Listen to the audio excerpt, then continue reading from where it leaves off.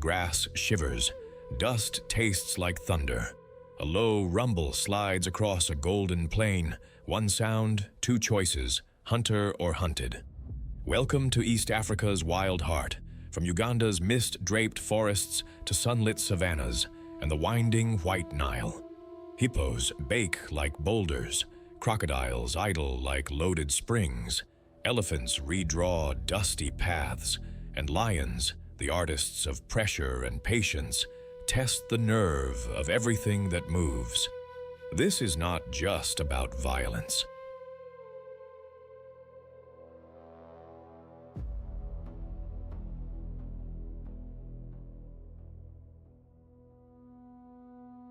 It is about timing, teamwork, and instinct.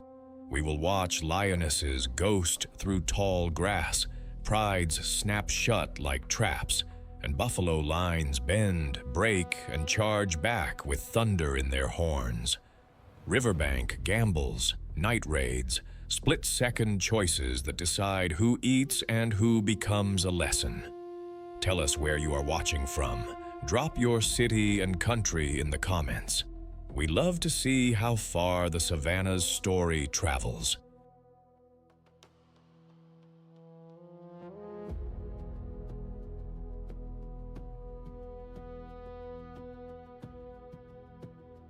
Here, every footprint is a decision, and every echo carries a consequence. Ready, the light dips, the wind stills, and the first hunt gathers. Lionesses low, cubs hushed, a pride about to write its next fierce chapter.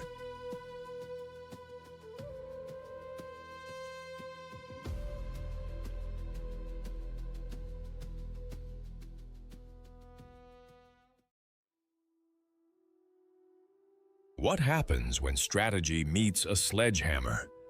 On Uganda's savannas, the lion's smartest plays collide with the Cape buffalo's brute force, and the grass becomes a chessboard with horns. Meet the African lion of Uganda's sweeping plains, from Queen Elizabeth to Murchison's river-washed grasslands. Tawny and muscled, with males crowned in storm-colored manes and lionesses sleek as golden shadows, this cat turns teamwork into an art form.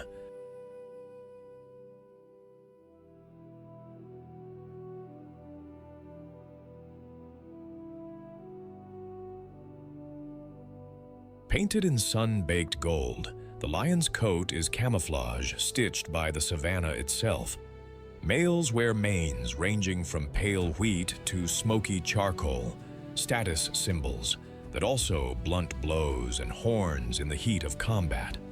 Broad heads house bone-cracking jaws. Canines like ivory daggers punch through hide, while a bite force and suffocating grip end battles fast. Their claws are evolution's switchblades, retractable and razor-sharp, sliding out only when the moment demands.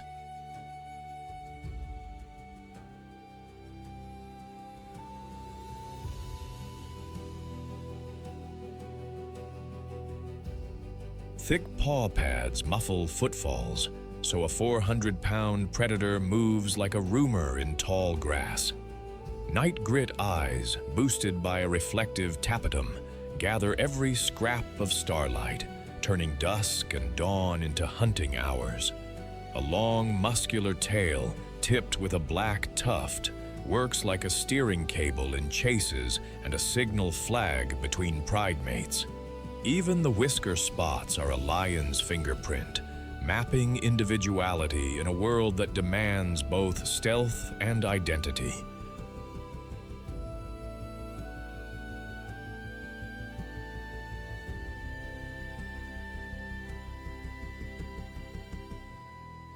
Lions are masters of the slow burn. They nap with royal dedication, up to 20 hours, then flip the switch at twilight. Lionesses lead the hunt, sweeping forward in a crescent formation, each cat reading the others with tiny flicks of ears and tail. Against antelope, they slide within striking distance and explode. Against buffalo, it is a different syllabus. They probe the herd's edges, test reactions, and search for a lapse, a calf momentarily exposed, a bull distracted, a lagging cow.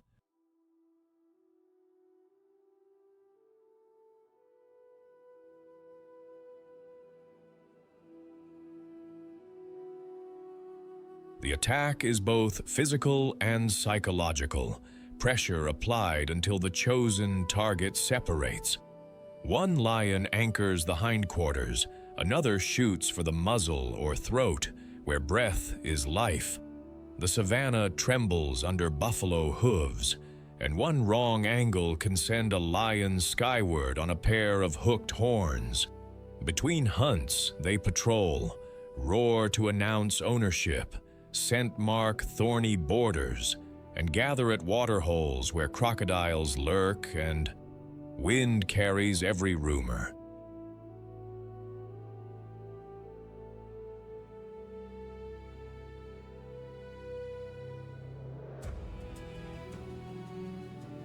Meals are messy democracies. Dominant eaters first, cubs squeezed in by pleading faces and shameless persistence. A pride is a family enterprise, related lionesses, cubs tumbling like ginger marbles, and a coalition of males, sometimes brothers, holding the domain. Lionesses run the logistics, synchronize births, and practice alloparenting, nursing and babysitting each other's young. Greetings are tender, head rubs, low grumbles, a braid of tails before the work begins.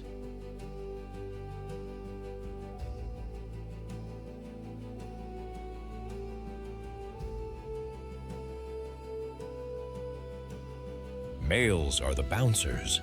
They repel rivals, face down hyena mobs, and throw their weight into buffalo takedowns when the odds demand it.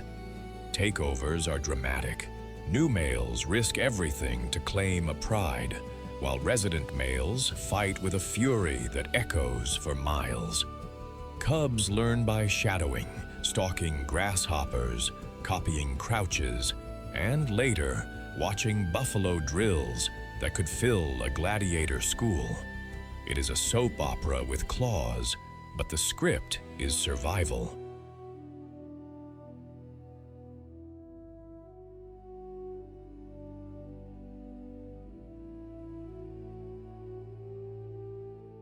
As apex predators, lions sculpt the savanna's balance. They cull the slow shape herbivore behavior with a landscape of fear and feed legions, hyenas, jackals, vultures on the leavings of their kills. Their cooperative hunting is a rare big cat adaptation, letting them challenge mega herbivores like buffalo and rewrite what is possible in open country. Yet they are vulnerable, shrinking habitats, human-wildlife conflict, snaring, and disease.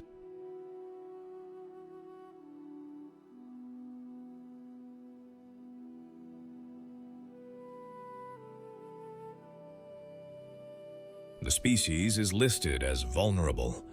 In Uganda's protected areas, community-led conservation and anti-poaching patrols are the quiet heroes. In the thunder between lion and buffalo, we witness more than violence. We see strategy, family, and courage braided into one heartbeat. The lion embodies collective strength, a reminder that even in the fiercest fights, unity is power.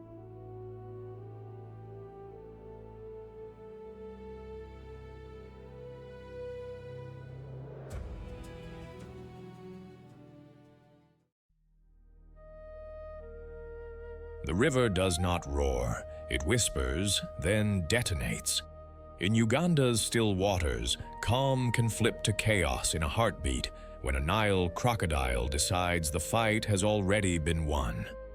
Meet the Nile crocodile of Uganda's White Nile and Mirror-Still lakes, an ambush specialist wrapped in armor. With jaws capable of nearly 5,000 pounds per square inch, this reptile wins by patience, not by sprinting.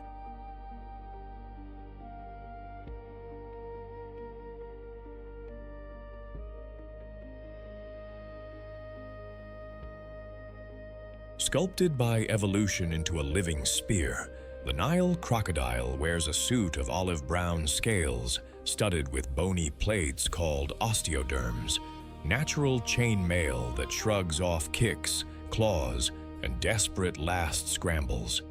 Its eyes, nostrils, and ears ride the top of the skull like periscopes, letting the rest of the body vanish beneath the surface.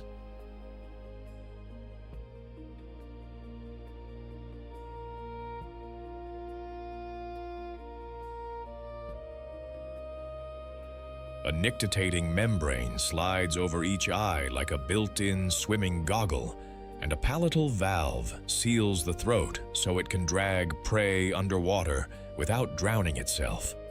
The tail is a ridged engine, propelling sudden bursts from a motionless drift.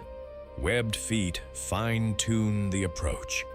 Along the jaws, tiny sensory pits read ripples the way a seismograph reads earthquakes. One footfall on the bank can be a dinner bell.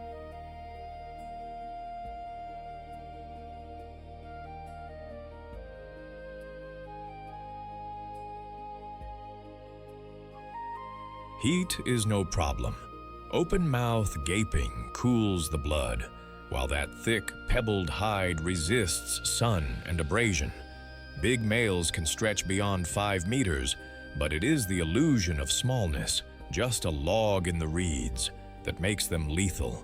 Their superpower is stillness.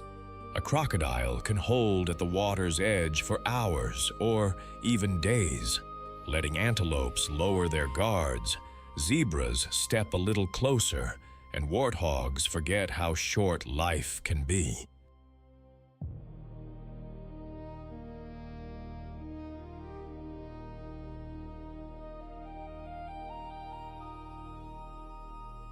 It studies shadows, wind, and the rhythm of a herd, then chooses the crossing point where panic has no exits. The strike is a piston, a vertical surge, jaws slam shut, and the victim disappears in a hail of spray. Against large prey, the crocodile employs the infamous death roll, spinning with violent torque to tear, disorient, and end resistance fast.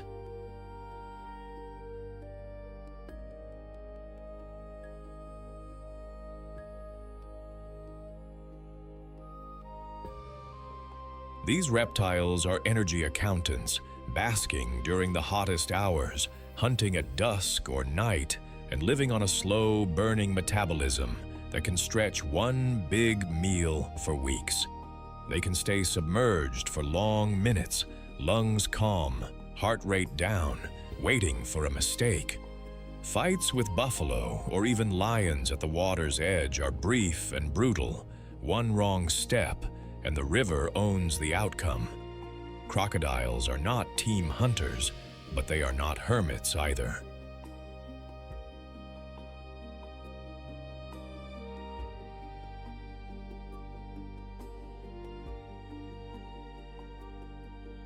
On prime banks, they gather like armored sunbathers, where quiet hierarchies rule who gets the best basking spot or first bite of a carcass.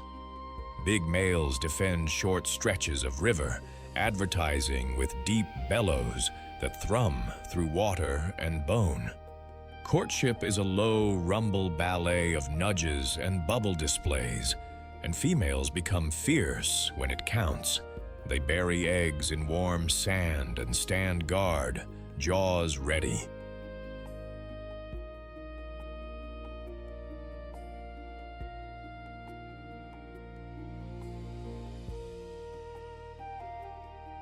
When the time comes, hatchlings chirp from inside the eggs. The mother answers by gently digging them out and ferrying them to the shallows in her mouth, a tender image from a feared predator. Some females form creches, corralling dozens of tiny, toothy noodles in sheltered nurseries. Hippos share the same stage. Adults get a hard pass, but a crocodile will test a calf if the guardians falter. Most days, caution wins. On this river, veterans live long by not being foolish.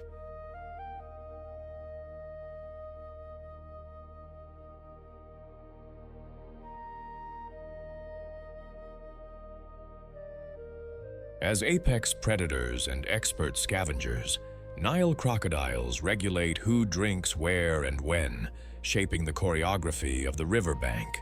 They transport nutrients from water to land and back again, feeding hyenas, marabou storks, and fish with their leftovers.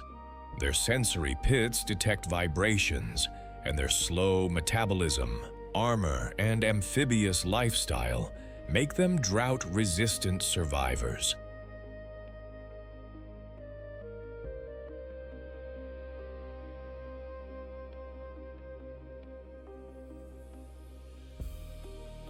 Though globally listed as of least concern, local threats, entanglement in nets, habitat loss, egg harvesting, and conflict can bite deep.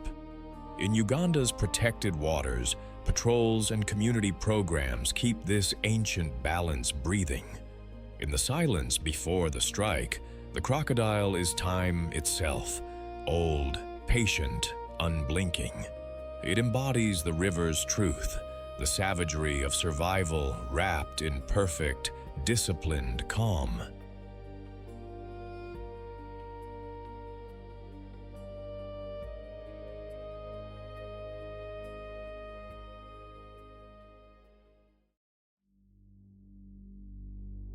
Grace can be gentle until it is not. When a giraffe decides to fight, a 6-foot neck turns into a swinging mace, and a single front kick can rewrite a lion's afternoon. Meet the Rothschild's giraffe, a towering resident of the savannah, whose long legs and long neck, patterned in creamy-edged patches, make it one of nature's most majestic sights.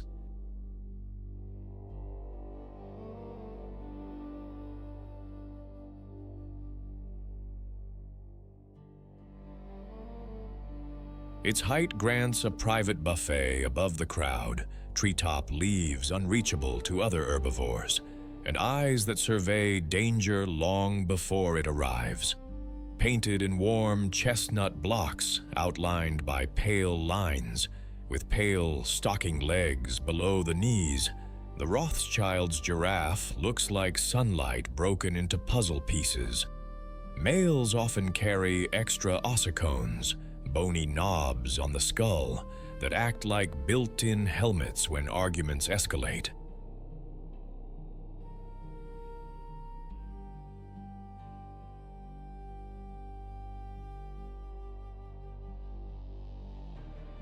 A prehensile, dark tongue nearly half a meter long threads through acacia thorns, while tough lips and a leather-hard palate shrug off spines most mouths fear. Inside, the engineering is audacious. A huge heart drives high blood pressure up that impossible neck, while valves and a sponge like rete mirabile protect the brain when the head dips to drink. Dinner plate hooves steady those telescoping legs. A tail with a tassel swats flies with lazy precision.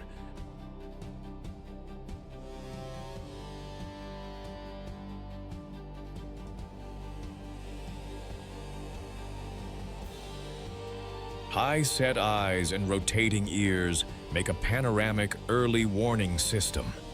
And when elegance needs teeth, the forelegs become hammers, front kicks thrown with shocking speed and accuracy, perfectly capable of breaking a jaw or turning a charge.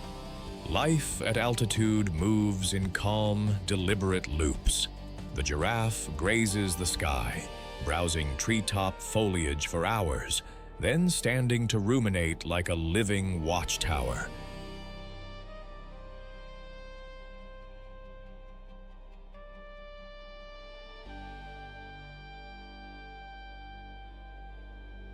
It feeds mostly in the cool of morning and late afternoon, drifting across large ranges to map the shifting menu.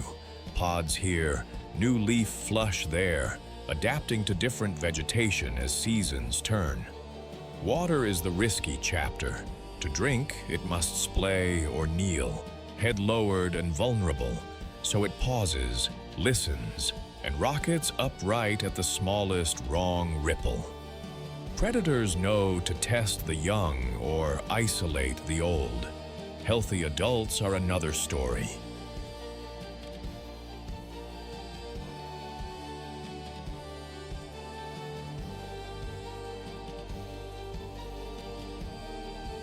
If threatened, a giraffe squares its stance and fires front kicks that can end the debate in one blow.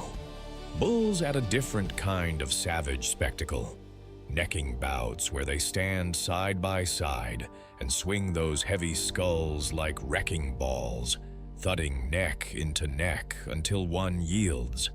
Between storms, the day softens. Soft snorts, slow strides, shade, and the metronome of chewing as the savanna breathes around them. Think fission-fusion fluidity.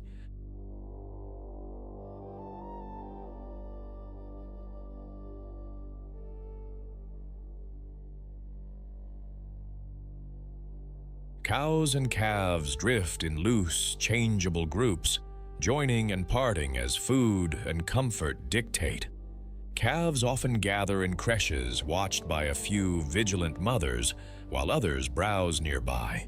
Bulls cruise solo or cluster in bachelor bands, shadowing female groups when courtship stirs. Dominance is settled more by physics than fury. Necking starts as measured sparring and can escalate to bone-on-bone hooks to the ribs or flanks.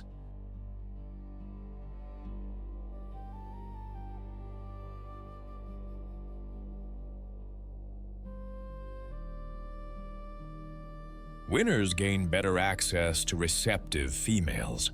Losers wander off with their dignity dented but rarely destroyed.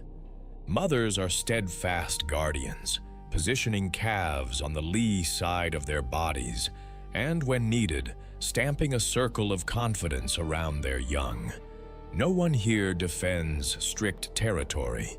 Ranges overlap like gentle brushstrokes across the grass. Rothschild's giraffes are canopy gardeners.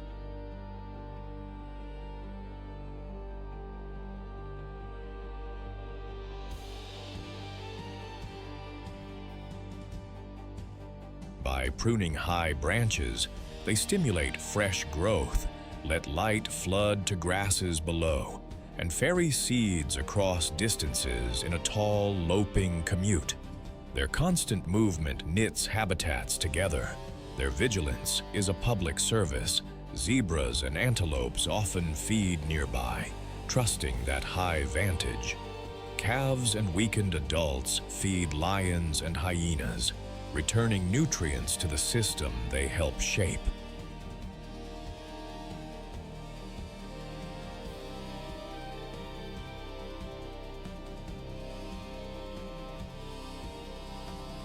Habitat loss, wire snares, and conflict beyond park edges remain threats, though translocations and protected areas have helped numbers rebound in parts of their range. The giraffe is elegance with a hidden edge, a reminder that height, strength, and alertness can turn serenity into sudden power. It embodies the savanna's quiet law. Be gentle with the leaves and fierce when the wild comes calling.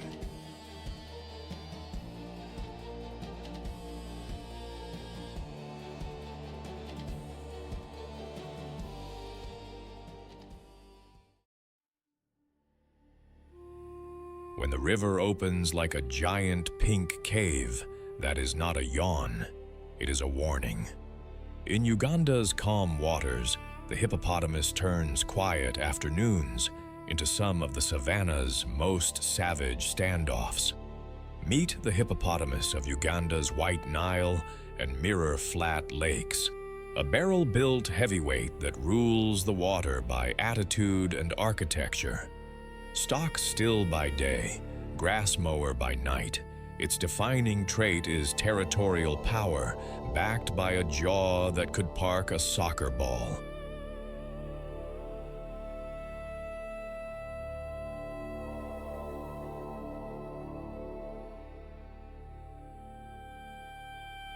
Painted in slate gray with blush pink highlights, the hippo looks stone-carved, then suddenly moves like a torpedo.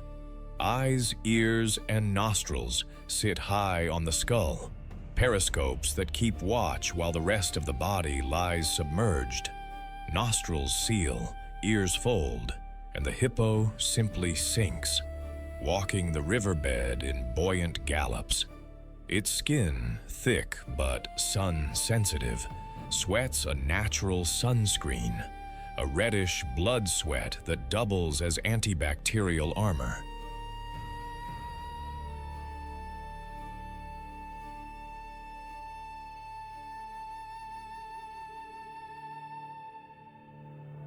Short pillar legs end in splayed toes that grip mud.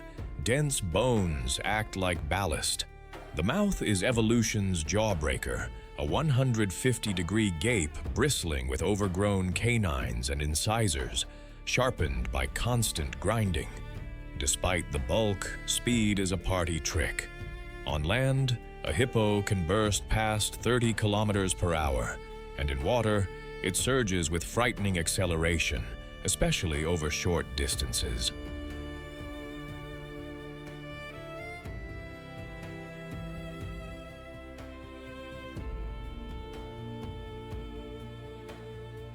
Everything about this build says river monarch, from the stubby tail used to spray sling scent to the scars that read like a history of close calls. By day, hippos stack together in pods, also called colonies, like living boulders, skin cooling underwater that shields them from the punishing equatorial sun. The surface is an amphitheater of wheeze honks, bubble grunts, and ripples. Hello, excuse me, back off. Late light flips the switch.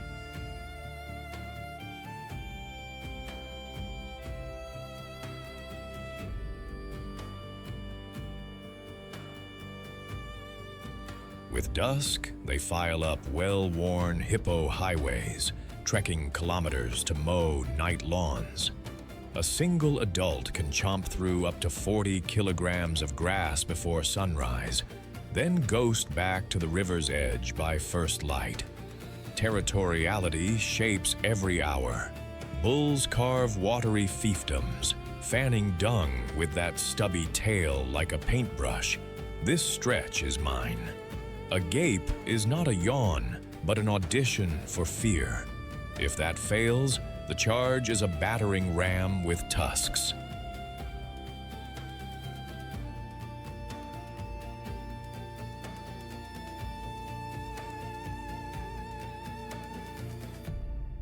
Conflicts over sandbars, resting slots, or narrow channels can explode fast, clashing jaws, heaving bodies, crimson water. Crocodiles give adults a respectful birth. Lions think twice unless calves stray. And yet, there is tenderness. Mothers nudge calves to breathe, nurse in the shallows, and lift their young atop their backs when waves of panic churn. Hippo society is crowded but not chaotic until it is.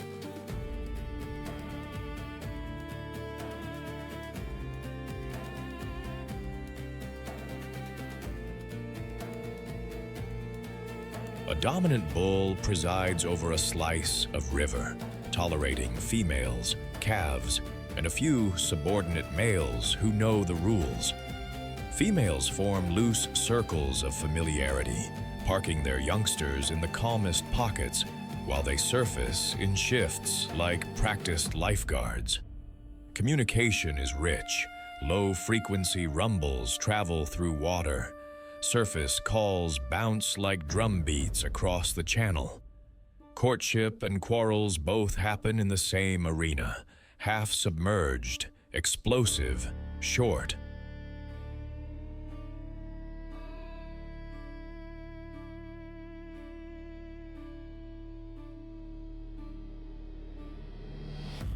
Bulls contest with ritual swagger first, dung-flinging, gape displays, then escalate to jaw duels that can leave railroad-length scars. Calves are born into the water world, able to close nostrils and suckle underwater, guarded by mothers who will body-check intruders, boats included.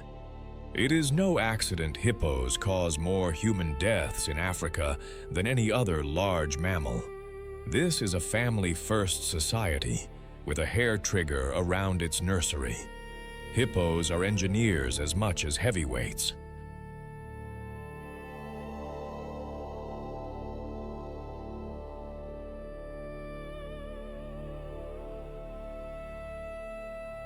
Their nightly grazing trims coarse grasses, triggering fresh growth that benefits antelope herds. Their trails carve channels that guide rain and shape floodplains. Dung ferries nutrients from land to water, feeding fish, insects, and in moderation, entire aquatic food webs. Few predators trouble adults, but calves can fall to lions or crocodiles, making vigilance a community habit.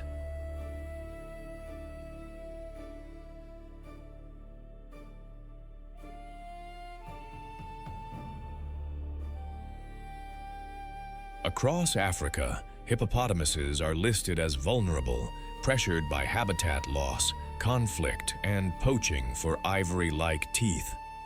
In Uganda's protected waters, anti-poaching patrols and community stewardship help keep the river's heartbeat steady. In every thunderous gape and midnight march, the hippo embodies unapologetic power and collective strength, a reminder that even the gentlest-looking waters can guard a fierce, ancient will to survive.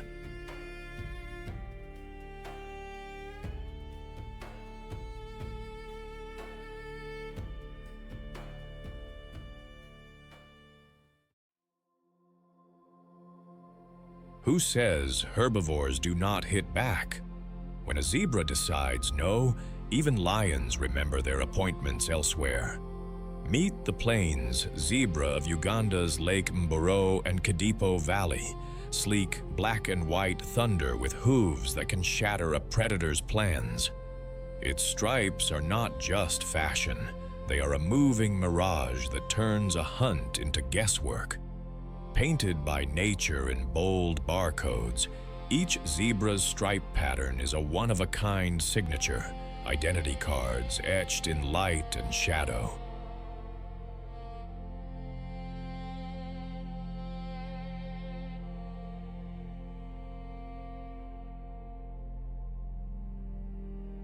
The contrast is not only for show. Against shimmering heat and tall grass, those lines disrupt outlines, blending bodies into a flickering wall when the herd runs. Studies suggest stripes also baffle biting flies and may help regulate heat by creating tiny convection currents along the skin. Beneath the pattern is power. A compact torso, slabbed with muscle, drives a sprint near 65 kilometers per hour and a kick that can bruise bone and dent pride.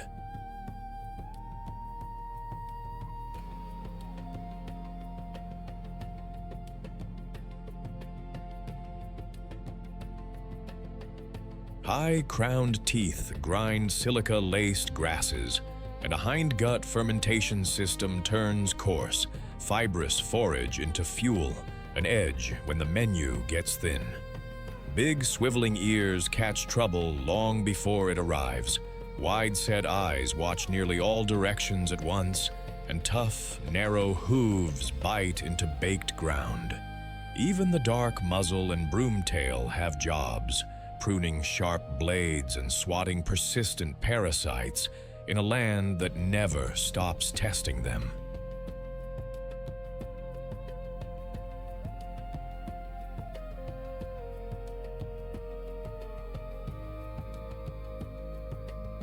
Zebras are daylight commuters of the plains, grazing in loose files that ribbon across grasslands. They are endurance feeders, cropping tough stems. Other herbivores snub, then marching to water where hippos snort and crocodiles wait with antique patience. Dry seasons push them farther, and their timing becomes everything. Drink quickly, leave together, trust the perimeter watchers. When predators probe, chaos becomes choreography.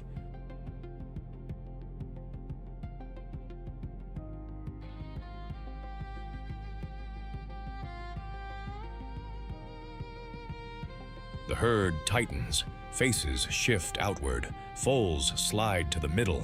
If a charge comes, they zigzag, pivot, and explode, dust, legs, and stripes turning the view into static.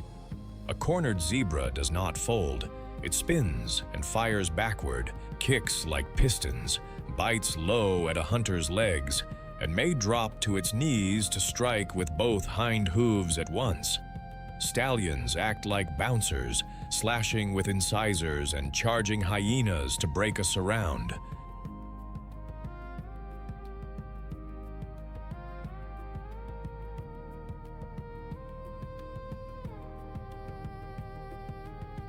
Between crises, life is ritual, dust baths, nose-to-nose greetings, and that unmistakable bark bray that carries across the plain, part roll call, part rumor mill. Strength here is spelled family. Most zebras travel as tight-knit harems, a dominant stallion, several mares, and their foals, shadowed by bachelor bands waiting for their promotion.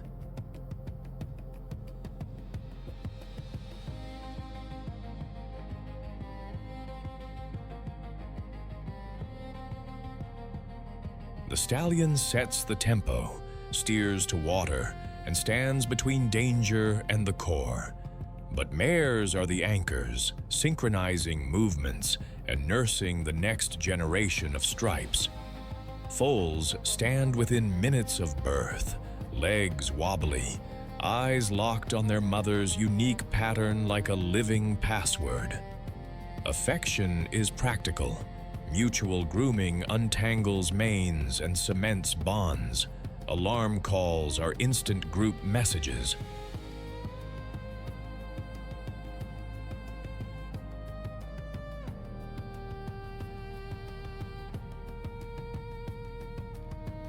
When rival stallions collide, the fights can be savage, rearing, neck wrestling, biting flanks and knees, screams slicing the heat, because the prize is a family and the future.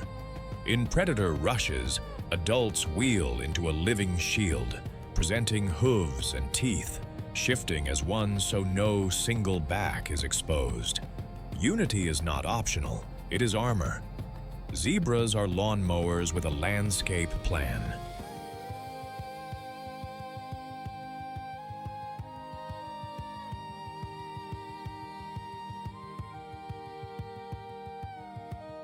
By cropping coarse grasses first, they open fresh growth for more selective grazers, topi, cob, and gazelles, setting a meal train in motion.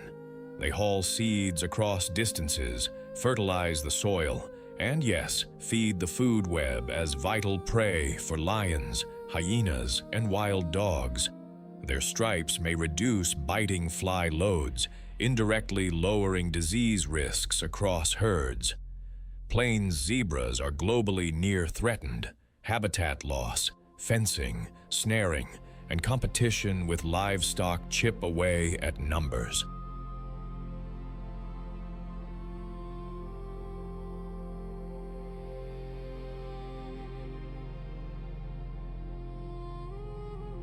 In Uganda's parks, rangers and communities hold the line so the stripes keep moving. In every blur of black and white, the zebra reminds us that defense can be beautiful, and that courage, choreographed as a herd, is its own kind of fight song across the savannah.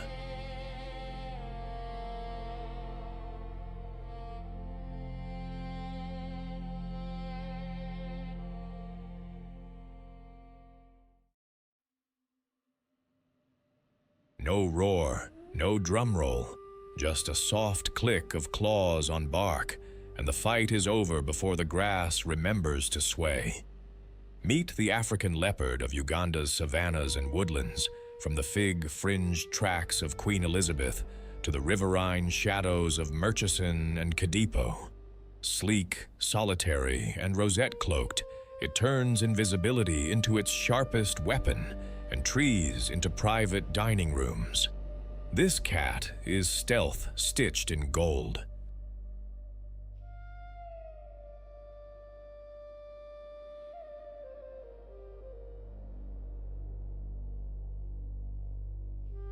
A slender, muscular body wears a coat of sunlit amber scattered with black rosettes, nature's pixelation that dissolves the leopard into leaf and shadow.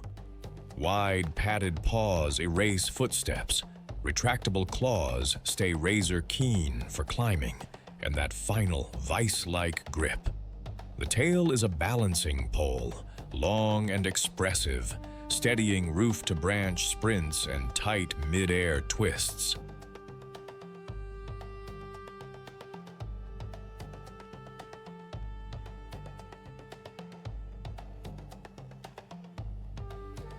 Forward-facing eyes, turbocharged by a reflective tapetum, gulp down starlight. Ears swivel to catch the tiniest wing flick. Whiskers map thorny spaces like radar. The skull is compact and powerful, short jaws built to clamp a throat or nape with clinical precision. And then there are the shoulders, overbuilt winches of muscle designed for the showstopper, deadlifting a carcass heavier than the cat and hauling it into a forked branch where lions and hyenas can only glare from below.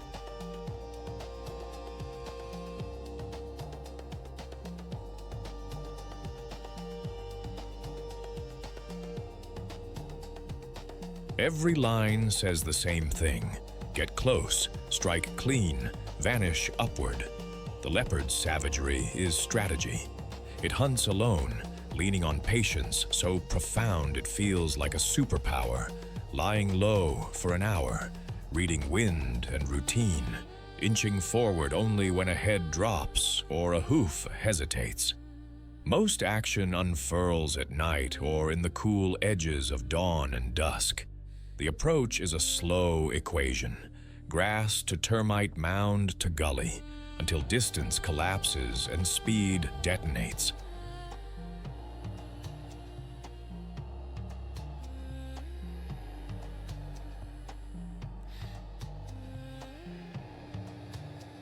Two or three bounds, a suffocating hold, and quiet returns.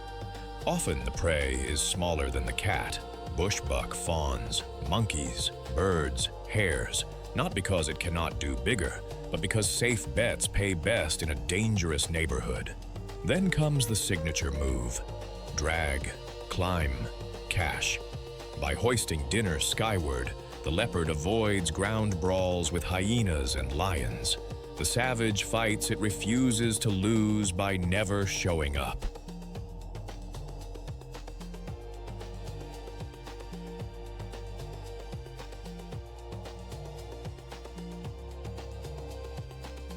Diet is flexible by design. Young antelopes, monkeys, birds, reptiles, whatever the season and shadows allow. In a world where resources flicker, adjustment is the daily ritual. Privacy is policy. Adults live alone, their home ranges overlapping like polite whispers instead of lines drawn in stone, males skimming the edges of several females' territories. They negotiate with scent marks, scratch posts, and a rasping, saw-like call that threads through the dark.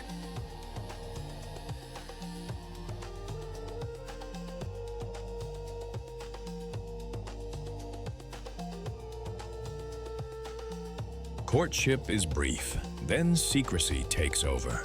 After roughly 3 months, a female tucks 1 to 3 cubs into a hidden den. Rock crevice, thicket, hollow log, shifting sights often to outsmart curious noses.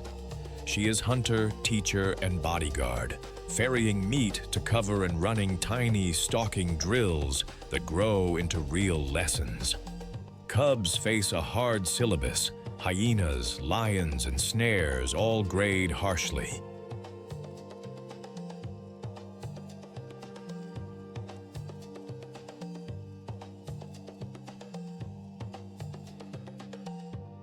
Adults dodge open conflict whenever possible, but corner a leopard and you will meet a blur of claws and muscle that convinces trouble to reconsider. As adaptable ambush predators, leopards prune small and mid-sized herbivores and primates, shaping when and where grazing and browsing happen.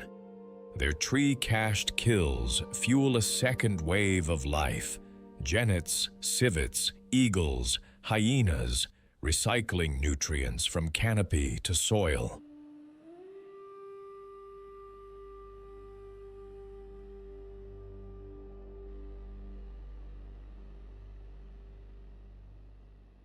Flexibility is their edge.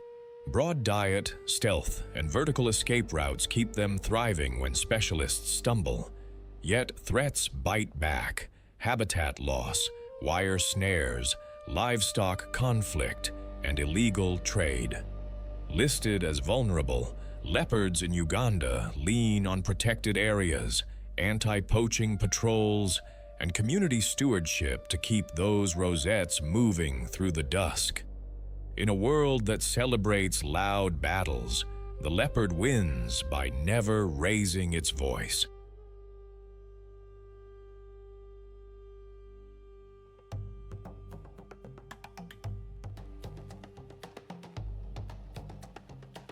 It embodies the art of precise ferocity, a reminder that sometimes the fiercest fight is a whisper followed by silence.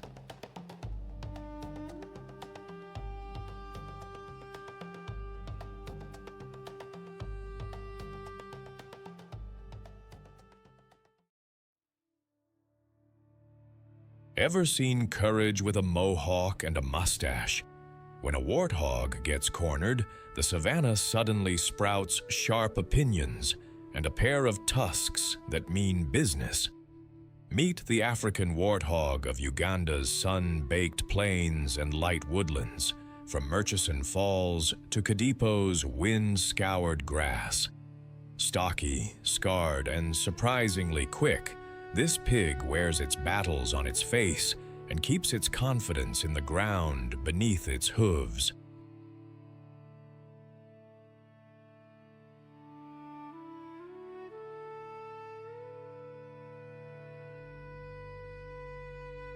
Sculpted like a compact bulldozer, the warthog carries dark, leathery skin and a scruff of coarse bristles that stand up in a punky mane when excitement crackles.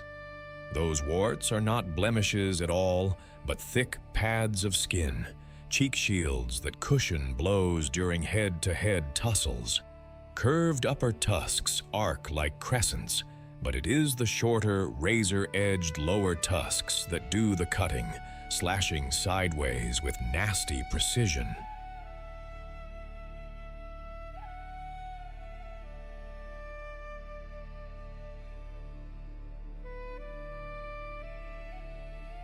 A flat, muscular snout ends in a tough, digging disc, perfect for plowing into baked earth after roots and bulbs.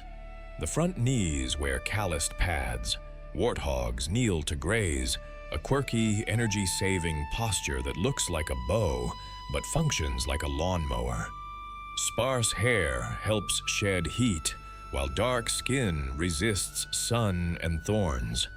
Wide-set eyes, swiveling ears, and a high head carriage keep the horizon surveyed.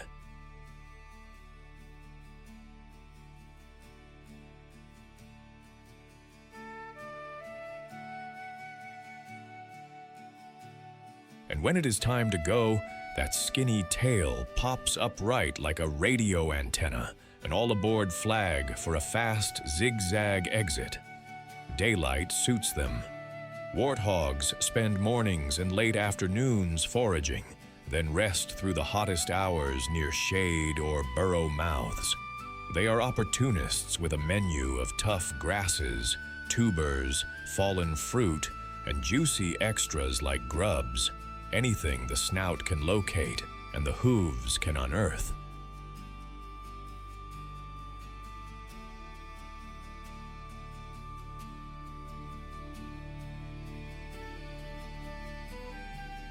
Digging doubles as engineering. They open and tidy old aardvark burrows, then reverse park into them at night, tusks pointed out like a doorman who lifts weights. Predators rewrite the schedule. At the hint of lion or hyena, a sounder bolts in single file, tails aloft for visibility in tall grass. If escape routes pinch shut, a warthog can pivot from comedian to gladiator, charging low, slashing with those under tusks, and shrieking with the kind of clarity that makes even a leopard blink.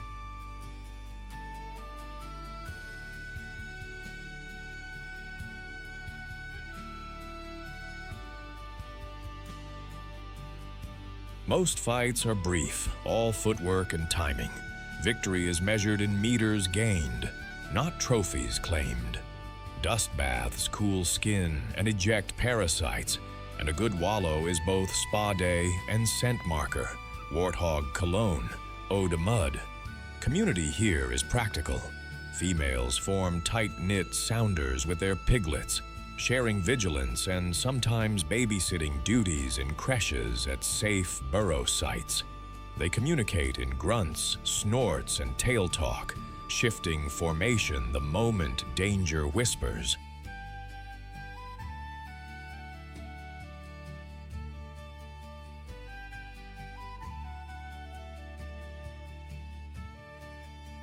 Boars often live alone or in loose bachelor groups, swinging by when mating season stirs the air. Male-male contests are armored fencing matches, head shoves, tusk parries, and sidesteps, where those facial warts pay their dues. Gestation runs about 5 to 6 months. Litters of 2 to 4 emerge striped and swift, born into a world where standing up fast is lesson 1.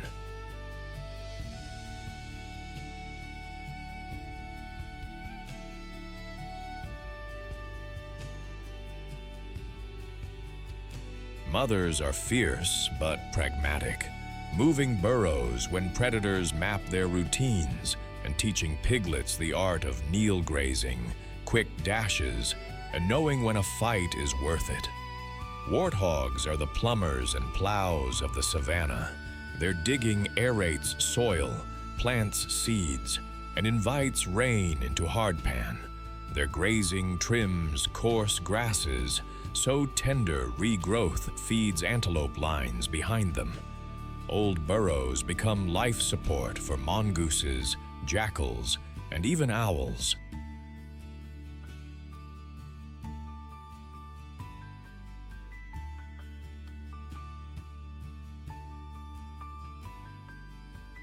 They are also key prey for lions, leopards, and hyenas, fuel for the food web they help maintain. Listed as of least concern on paper, they still run the gauntlet of snares, habitat squeeze, and disease. In Uganda's parks, anti-poaching patrols and community stewardship let this tough little engineer keep punching above its weight. In a land that worships speed and size, the warthog is a reminder that grit, wit, and a good exit strategy can win the day.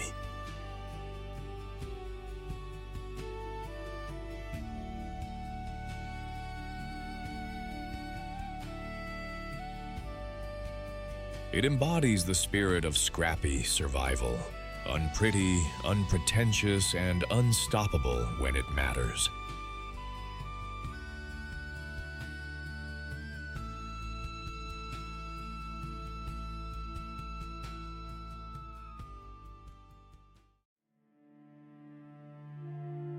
When speed puts on a helmet, you get a fight like a thunderclap.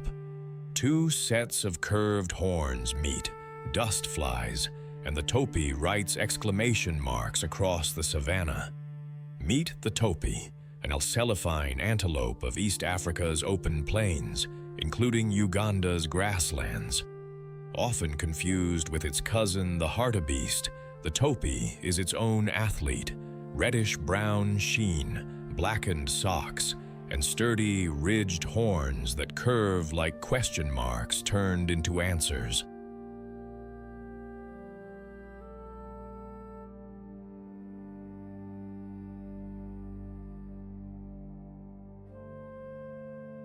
Nature dressed the topee in copper and shadow.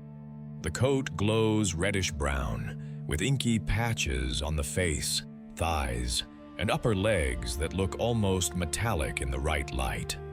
Males are slightly larger and more muscular, but both sexes carry heavy, ringed horns, shorter than a hartebeest's but thick and deadly, curving backward and up for leverage during head-to-head bouts.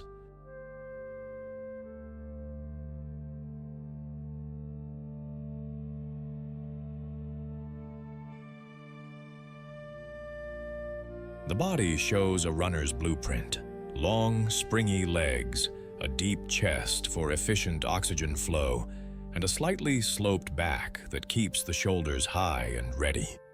Slender hooves bite into firm ground for sudden pivots. Broad nasal passages cool hot air when sprinting.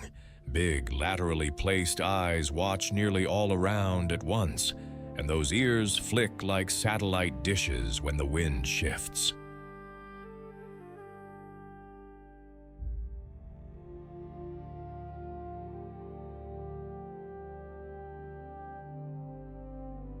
Topee are built to stay lean and mobile, turning sparse grass into fuel, distance into safety, and horns into tools of both status and survival.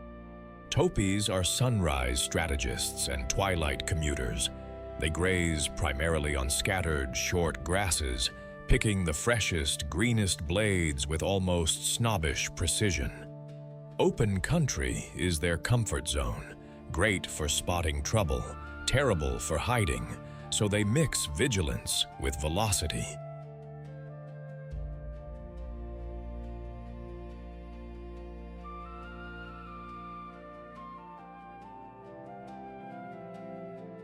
A favorite trick is to mount termite mounds and scan, taking turns like practiced sentinels.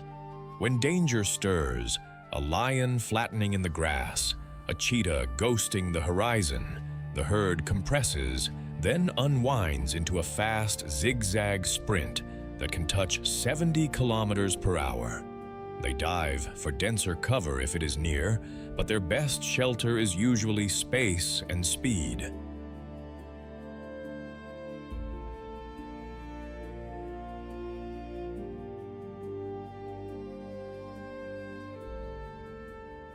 Dry seasons test their planning.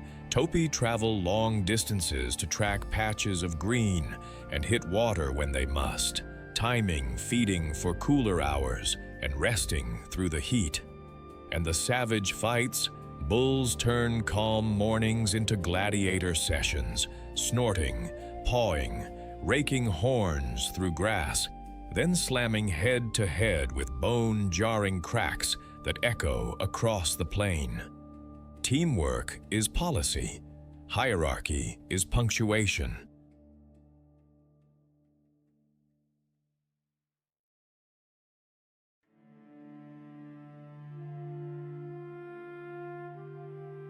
Topees form small family groups or medium-sized herds with a living shield wall, vulnerable animals in the center, seasoned adults on the edges.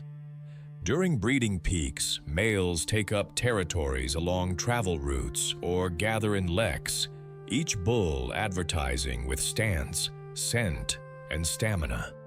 Challenges begin with posture, head low, horns forward, shoulders rolling. Then come the collisions, horn wrestling, shoves, and clever sidesteps.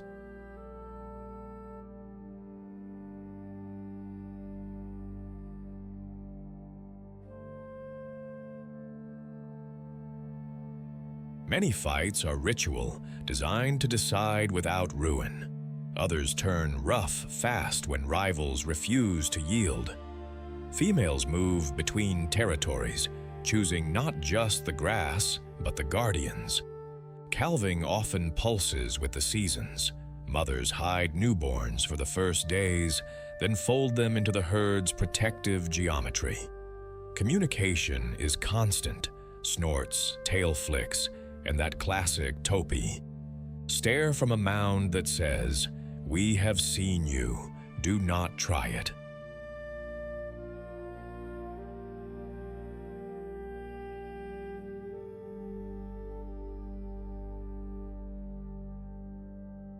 As precision grazers, topi keep grasslands trimmed, encouraging fresh, nutrient-rich growth that benefits a parade of neighbors, zebras, gazelles, and even insect swarms.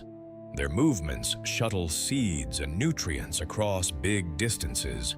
Their vigilance serves as a public alarm for mixed herds. They are crucial prey for lions, cheetahs, hyenas, and wild dogs, converting grass into the energy that powers predators.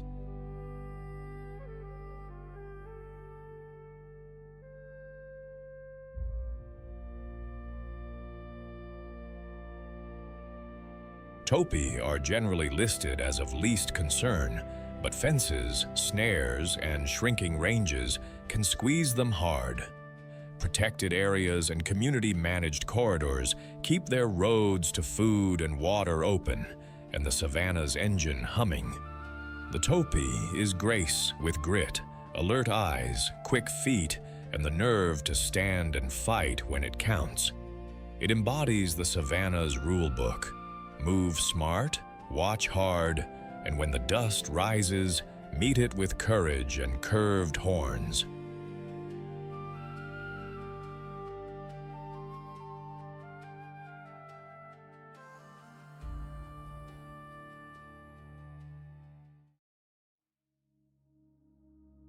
Forget sprint and spectacle.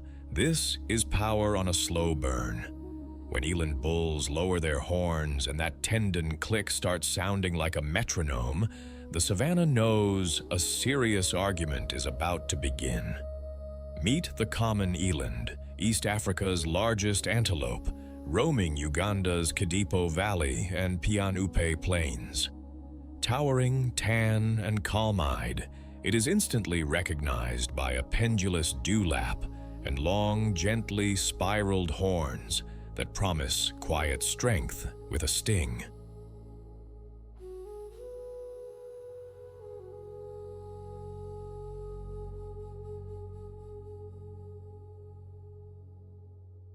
Painted in warm fawn with a white underbelly and, in many individuals, faint chalk stripes along the flanks, the eland looks as if it has been dusted by the horizon. A black, tufted tail, dark leg markings, and a beard-like throat fringe frame that broad chest and massive shoulders. Both sexes carry horns, thick, slightly twisted lances that grow longer on females and heavier on males, used as levers in wrestling bouts and as spears when something toothy makes a bad decision.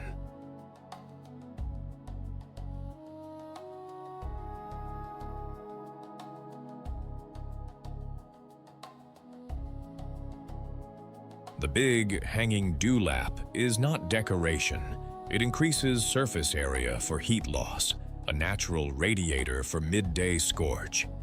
Beneath the skin, an elite rumen setup breaks down tough, dry browse that defeats fussier eaters, and high-crowned teeth chew through pods, leaves, and twiggy fare without complaint.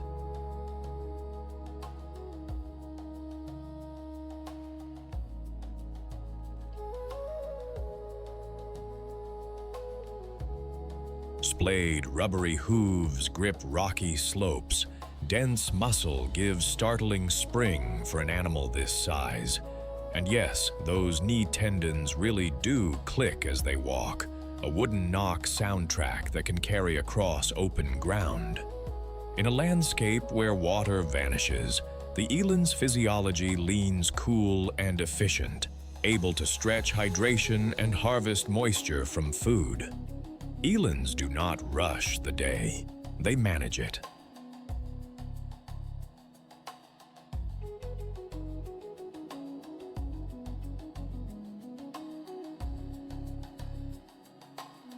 Dawn is for feeding, midday for shade and rumination, dusk for another round of foraging before predators clock in. In the dry months, when grass crisps to straw and pans shrink, they push farther between browse patches and water points, endurance travel that mirrors the impala's long-distance strategy, but at a measured, economical gait. Being tall pays. They pluck leaves and seed pods above zebra height, tongue and lips working like gentle forceps.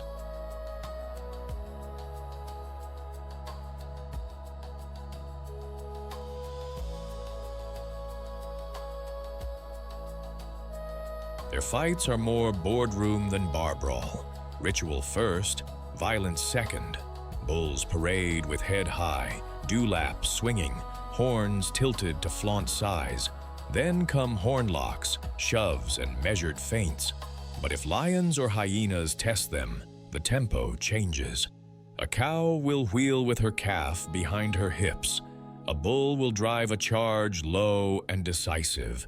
And a circle of eland, horns outward, can turn a hunt into a regret.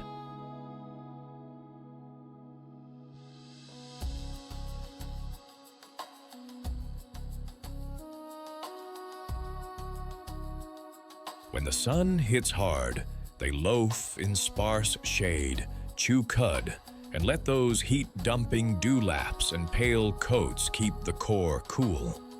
This is a society of small circles.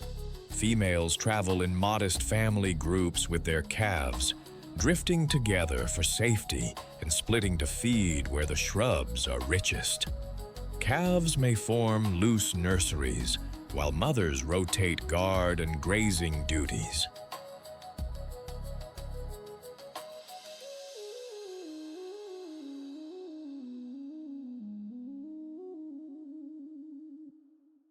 Adult bulls are often solitary or in relaxed bachelor bands, shadowing the female groups when breeding scent hangs in the air.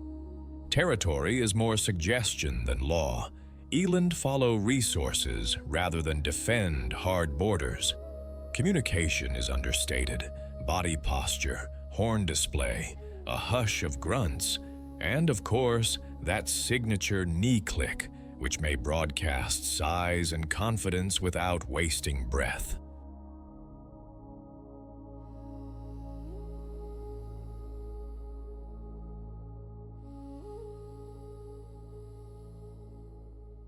When bulls contest, the aim is to decide, not destroy. Horn-to-horn wrestling, pushing matches, and slow, grinding tests of stamina, where the dewlap doubles as a padded bumper. Mothers are steady protectors, leading calves into broken, rocky ground, where lion speed turns clumsy, and an ambush becomes a puzzle. As tall browsers, eland prune trees, and shrubs that would otherwise choke grasslands, opening space for grazers and letting sunlight refuel the green engine.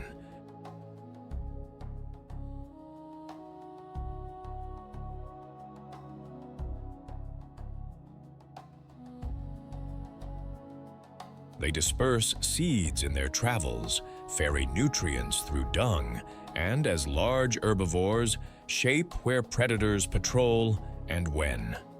Their heat tolerance and ability to live on dry, fibrous diets keep the herbivore guild functioning through harsh seasons. Globally, common eland are listed as of least concern, but local pressures, snaring, habitat loss, and competition with livestock can chip away at numbers.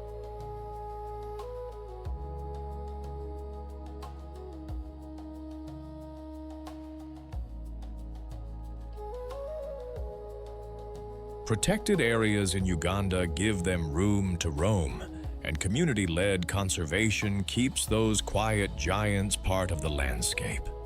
The eland's battles are not always loud, but they are relentless. It embodies endurance over flash and resolve over panic, a reminder that in the savanna's harshest seasons, calm, patient strength can be the fiercest fight of all.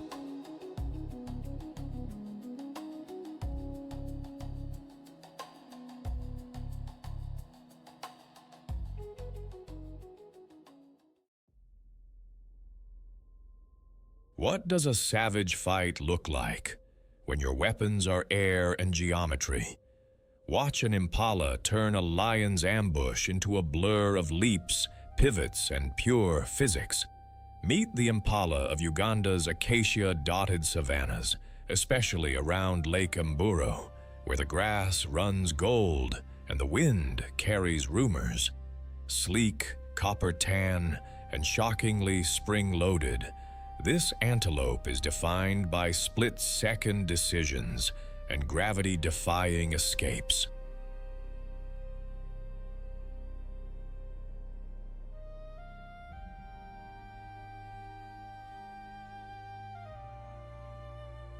Painted in warm cinnamon with a clean white belly and charcoal accents, the impala looks like elegance sketched in motion.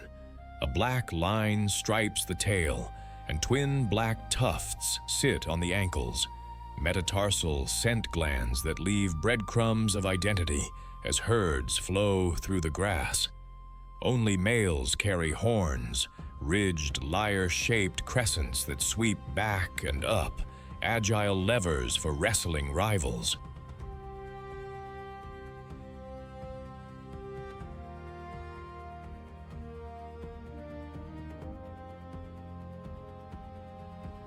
Long, elastic legs house coil spring tendons. Slim, shock-absorbing hooves bite into dusty ground, then release like catapults. In a chase, an adult can burst toward 80 kilometers per hour, leap 3 meters high, and clear 10 meters in a single bound, parkour written by evolution. Huge, liquid brown eyes set wide on the skull grant nearly panoramic vision, while big, swiveling ears vacuum up the savanna's gossip, pause in the grass, a wing flick, the hush before trouble.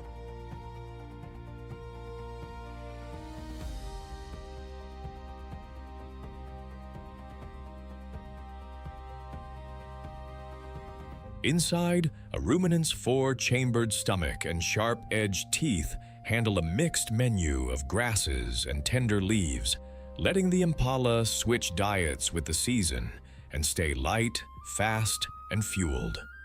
Impalas are daytime dancers with crepuscular flair. They graze at dawn, browse in shade when the heat tightens its grip, then return to the buffet as the light softens. Water is important, but not constant. These antelopes stretch hydration by drawing moisture from green plants when pools shrink.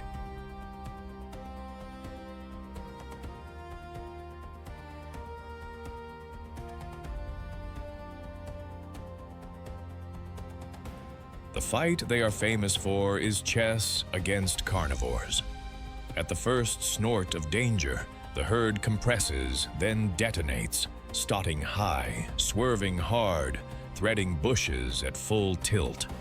Those bouncing leaps are not panic, they are strategy, forcing lions, leopards, and wild dogs to recalculate speed and angle with every heartbeat.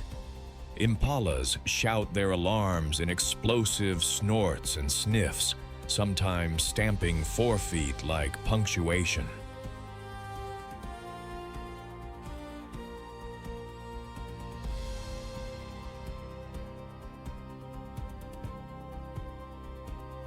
Between alarms, it is ritual and maintenance, mutual grooming to evict ticks, dust bathing in shallow pans, and quiet foraging lines that ribbon across the plain. Strength, for impalas, is spelled together. Most females travel in herds with their young, a living kaleidoscope that trades eyes and ears for safety. Nearby, bachelor groups practice sparring and patience.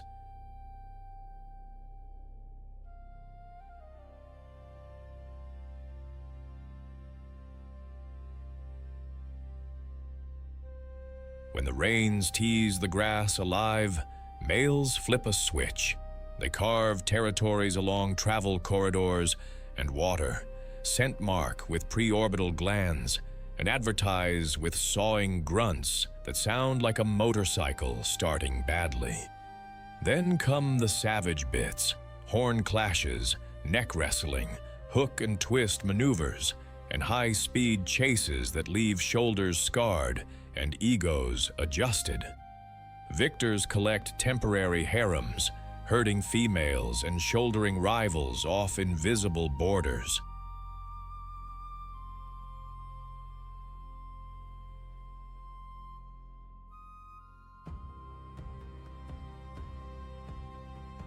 Calves often arrive in a synchronized pulse. Newborns hide for days in cover before joining a nursery of peers, guarded by mothers who can turn on a dime and put a leopard in the wrong patch of air. Impalas are the hinge in the savanna's door. By switching between grazing and browsing, they even out pressure on plants and help maintain a mosaic of grass and shrubs.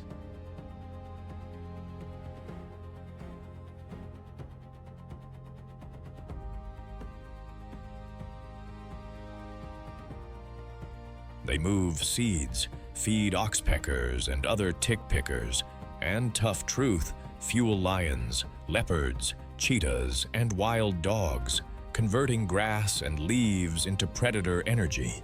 Their nimble, herd-based vigilance shapes where carnivores hunt and when. Globally, they are listed as of least concern, but snares, fencing, and habitat squeeze can turn a good year into a bad one fast. In Uganda's protected areas, rangers and community programs help keep the herds unbroken and the leaps unbroken too.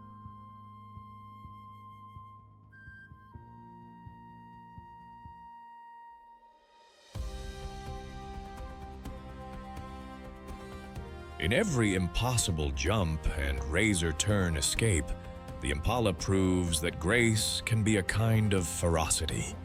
It embodies resilience, the elegant refusal to be easy prey in a world that never stops testing you.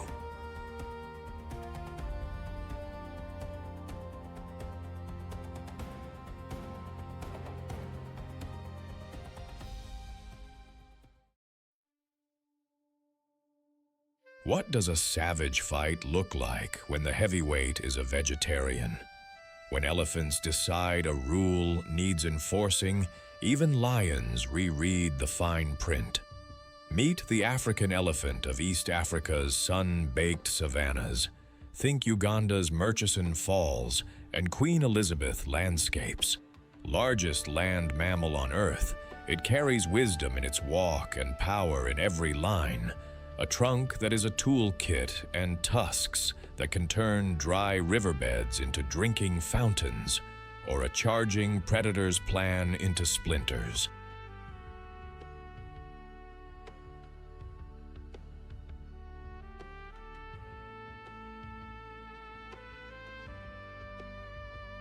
Draped in slate-gray armor, the elephant looks carved from weather and time. Wrinkled skin is not just style.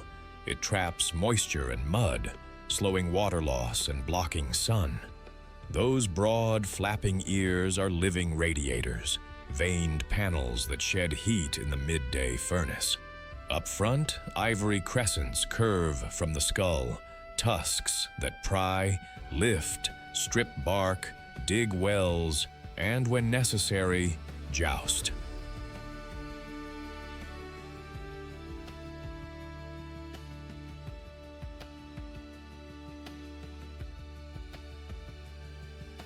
The trunk is evolution's Swiss Army knife, Tens of thousands of muscle units weave into a hose, hand, trumpet, and snorkel all in one, delicate enough to pluck a berry, strong enough to uproot a shrub. Pillar legs end in cushioned, shock-absorbing feet that pad silently across dust. Toenails grip, and a fatty pad spreads the load, so 4 tons move like a rumor.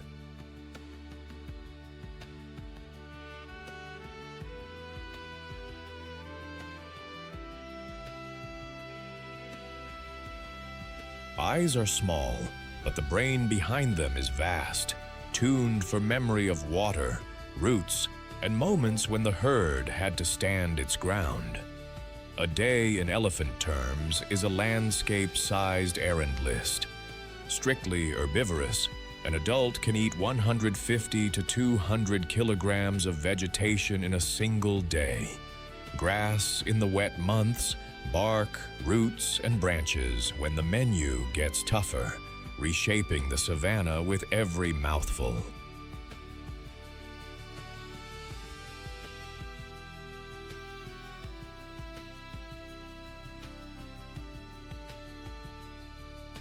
They are tireless walkers, tracing familiar highways to water and new growth. In the dry season, resourcefulness turns heroic. Using tusks and those shovel-sure feet, they dig into dry riverbeds to tap the groundwater beneath, turning dust into lifelines. These pop-up wells start with elephants, but soon serve zebras, antelope, and birds desperate for a sip. Dust baths and mud wallows are spa days with a purpose, parasite control and sunscreen in one gloopy layer.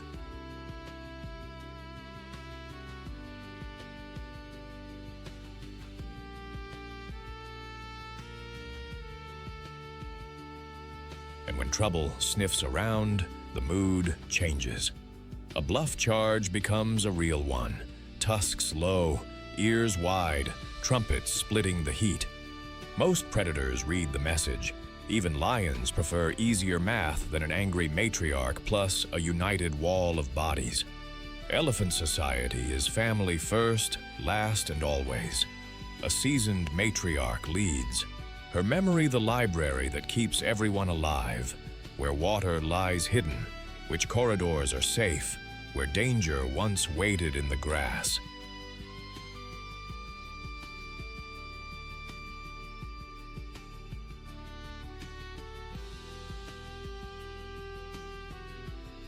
Around her, mothers, aunts, and teenagers form a moving classroom, with calves in the safest center. Knowledge passes quietly, nudges, rumbles, the slow choreography of a herd deciding together. When threatened, the formation is instant, a protective circle around the young, adults facing outward, tusks ready. That unity alone can push lions to retreat. Bulls live differently, often solitary or in bachelor groups, drifting at the herd's edges.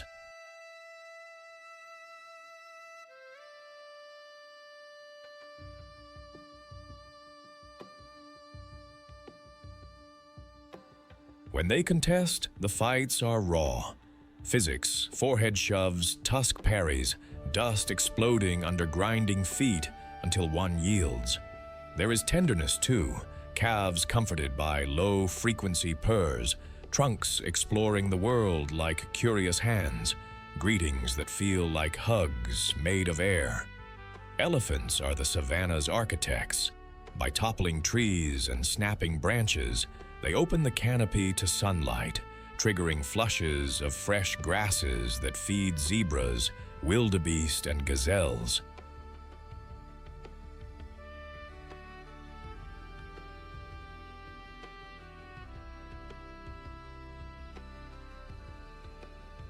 Their long-distance travels stitch habitats together, and their dung, seed-studded and nutrient-rich, plants tomorrow's groves while feeding beetles and boosting soils.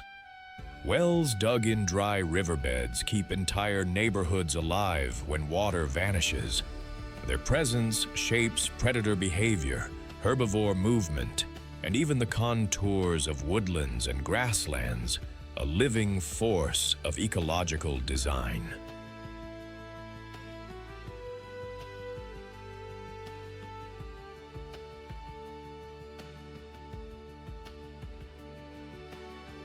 In every protective circle and thunderous charge, the elephant reminds us that true strength is protective, not reckless.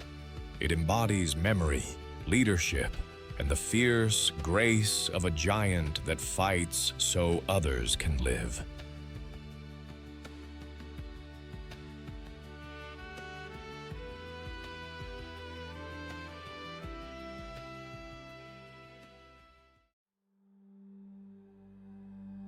Dusk folds over Uganda's rolling savannas, and the first stars prick the sky above the shadowed forests.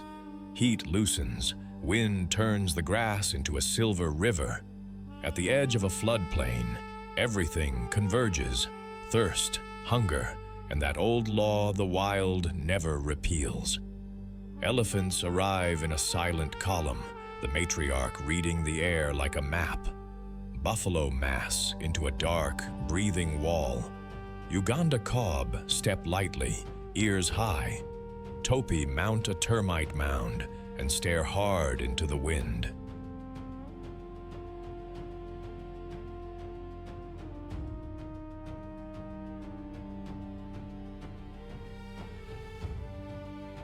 Hippos grunt from a backwater like bouncers on break. A fish eagle screams from a snag.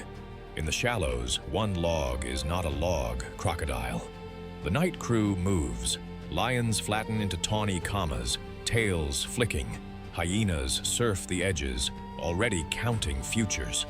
A cob edges down to drink. The water erupts, jaws, spray, chaos. The cob pivots, hooves carving mud, and somehow wins back its feet. The crocodile slides under, patience reset. Across the flats, a young buffalo drifts too far from the herd.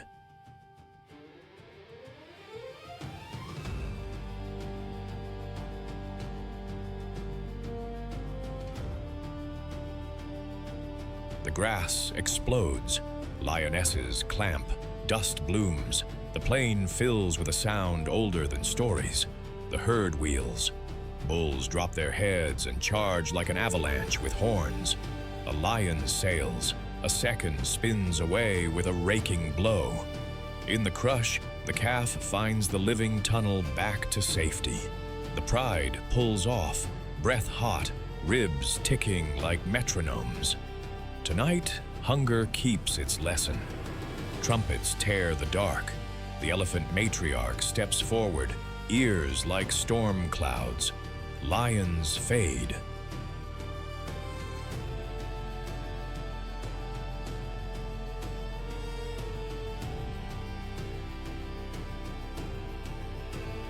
Hyenas melt, calves sip.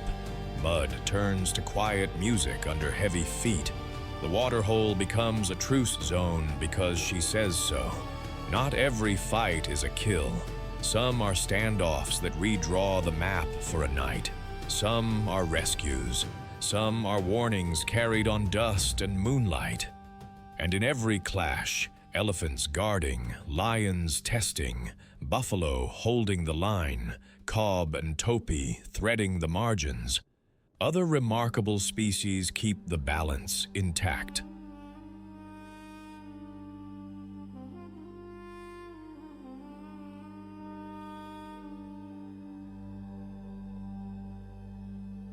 The architects, the sentinels, the opportunists, all pieces of one living equation. We have crossed open plains and wandered forest edges together, watched majesty move and teeth decide, and felt how fragile and resilient this system is at the same time. Our role is to keep the rhythm unbroken, keep corridors open, back the rangers and communities who make sure a snare never becomes the end of a story.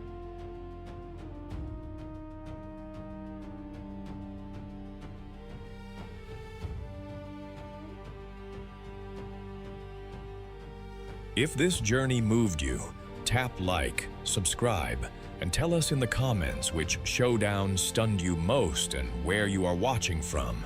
Share this with a friend who knows the sound of a fish eagle at dusk.